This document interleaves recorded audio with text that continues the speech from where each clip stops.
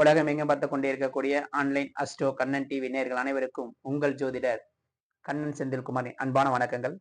இன்னைக்கு நம்ம இந்த பார்க்கக்கூடிய சப்ஜெக்ட் வாஸ்து வாஸ்து பற்றி பார்ப்போம். இன்றைக்கு காலகட்டங்கள்ல புது வீடு நிறைய நபர்கள் கட்டுறாங்க. கட்டி முடித்த பிறகு 1 வருடம் அல்லது 2 வருடம் தான் அந்த வீட்டில் குடியிருக்க முடியுது. பிறகு அந்த வீடை விற்கக்கூடிய சூழ்நிலை உருவாகிறது. கடன் பிரச்சனை ஏற்படுகிறது. அல்லது அந்த வீட்டில் வசிக்கக்கூடிய நபர்களுக்கு தொழிலில் நஷ்டம் ஏற்படுகிறது. அல்லது உடல் சம்பந்தமான பிரச்சனைகள் ஏற்படுகிறது. காரணம், அந்த வீட்டில் அக்னி மூலையும் ஈசானி பகுதி தான்.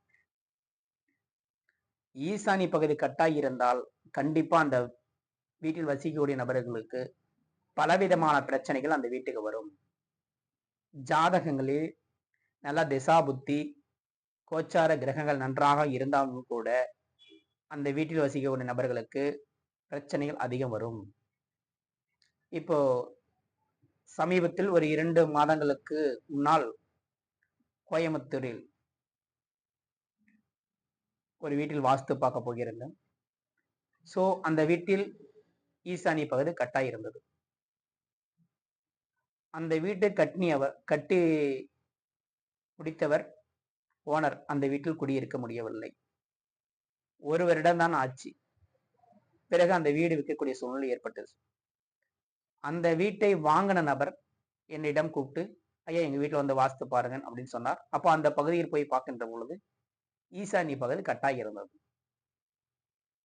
அப்போ அந்த ஈசானி பகுதி கட்டாய் இருந்துச்சுன்னா கண்டிப்பா அந்த வீட்டில் குடியிருந்தா கண்டிப்பா தொழில் நன்றாக நடக்காது, கடன் பிரச்சனை ஏற்படுத்தும், அல்லது உடல் உபாதைகள் பிரச்சனைகள் வரும்.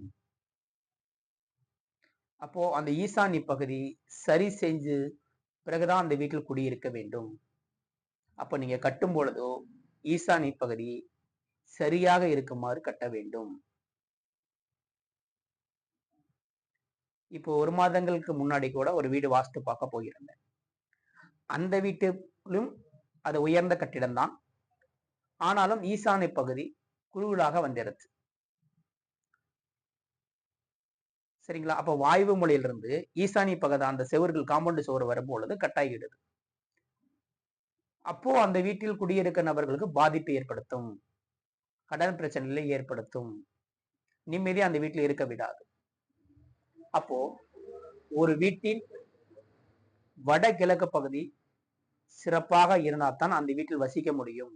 அப்போ நீங்க வீடு கட்டும் பொழுது அந்த ஈசானி பகுதியை சரியா இருக்குமாறு பார்த்து கட்ட வேண்டும். அடுத்தது அக்னி மூலை. அக்னி மூலையில் தெருக்குத்தல் வந்தால் கண்டிப்பா அந்த வீட்டில் குடியிருக்காதீங்க. ஸோ அது ஆல்டர்னேட் வழி நிறைய இருக்கு. இருந்தாலும் பொதுவான கருத்து என்றால் அக்னி பகுதி சிறப்பாக இல்லை என்றால் அந்த வீட்டில் குடியிருக்காதீங்க. ஏன்னா தொடர்ந்து அந்த வீட்டில் வசிக்கக்கூடிய நபர்களுக்கு உடல் உபாதைகள் சம்பந்தமான பிரச்சனைகள் வரும். இப்போ ஒரு வீட்டில் அதே பாதிப்பு உள்ள வீட்டுக்கு வாஸ்து பார்க்க போயிருந்தேன். அப்போ அந்த வீட்டில் அக்னி குத்தல் இருந்துச்சு. அப்ப நான் கேட்டேன், இந்த வீட்டில் வசிக்கக்கூடிய நபர்களுக்கு கைவலி சம்பந்தமான பிரச்சனை இருக்கா அப்படின்னு கேட்கும் பொழுது அந்த வீட்டில் வசிக்கக்கூடிய ஓனர்களுக்கு வலது கை ப்ராப்ளம், 2வது செயலந்தில் இருக்கிறது. காரணம் என்றால் அந்த வீட்டில் வசிக்கக்கூடிய நபர்களுக்கு அக்னி குத்தல் வீதி, பிறகு அக்னி அவங்க பாதிக்கப்பட்டு இருக்கிறது.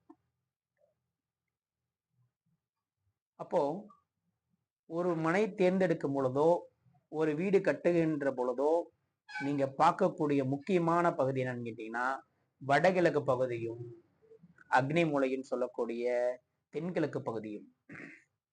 இது நன்றாக பார்த்துதான் நீங்க வீடு கட்ட வேண்டும். அப்போ வீடு வாங்குவது என்றால் அந்த நன்றாக அந்த பகுதி இருக்கிற வீட்டை பார்த்து வாங்குங்கள். சரிங்களா? அப்போ இந்த மாதிரி நீங்க வாங்கும் பொழுதோ பார்த்து அந்த வீட்டை வாங்கினீங்க என்றால் மிக சிறப்பாக இருக்கும். அல்லது வாங்கின பிறகு வாஸ்து பார்த்து என்ன சின்ன சின்ன ஆல்ட்ரேஷன் பண்ணிய பிறகு நீங்க அந்த வீட்டுல குடியிருங்க. மிக சிறப்பாக இருக்கும். சரிங்களா? ஸோ இந்த மாதிரி பார்த்து வீடு கட்டுங்க. வாஸ்து பார்த்து அக்னி மூலையும் ஈசானி மூலையும் சரியா பார்த்துட்டு அந்த வீட்டுக்கு குடி போங்க. நன்றி. அடுத்த ஒரு பகுதியில் சந்திக்கிறேன். வாழ்க வளமுடன். நன்றி. வாஸ்து பார்க்க வேண்டும் மற்றும் ஜாதகம் பார்க்க வேண்டும் என்றால் டிஸ்கிரிப்ஷன் பாக்ஸ்ல என்னுடைய செல் நம்பர் இருக்கு. அதில் அப்பாயின்மெண்ட் எடுத்து நீங்க என்னிடம் ஜாதகம் பார்த்துக் கொள்ளலாம். நன்றி, வணக்கம்.